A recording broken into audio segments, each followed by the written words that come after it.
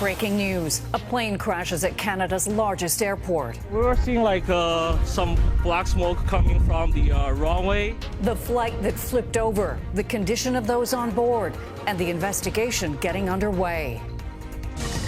Global National with Donna Friesen. Reporting tonight, Colleen Christie. Everything, drop it. Come on. Don't take it down. Put that phone away.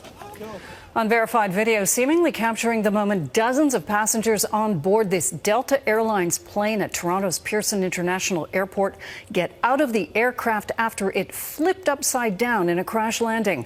All passengers and crew are reportedly accounted for, but there are reports of injuries. Good evening. Thanks for joining us. The situation is developing at this country's largest airport. Many details are still scarce, but we do know the plane was carrying 4 crew and 76 passengers. 22 Canadians were among those on board.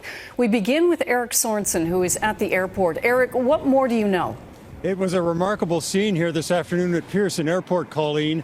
A regional jet out of Minneapolis being run by Endeavour Aircraft on behalf of Delta Airlines was flying in to Toronto this afternoon when the plane crash landed and flipped over onto its roof. Remarkably, no one was killed. There were injuries. Estimates of around 15 or so people injured, a few serious. One child was reported to have been carried by Orange Air ambulance to Sick Children's Hospital. Here's what one eyewitness had to say about what he saw.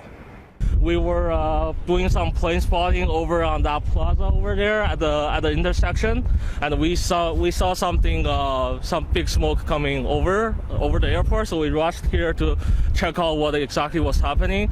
So I was walking to this fence, and and I could see a CRJ that is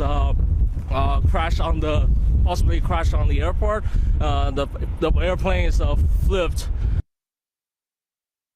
We are very focused on the care and the concern and the passengers and the crew, some of whom have already been reunified with their friends and their families.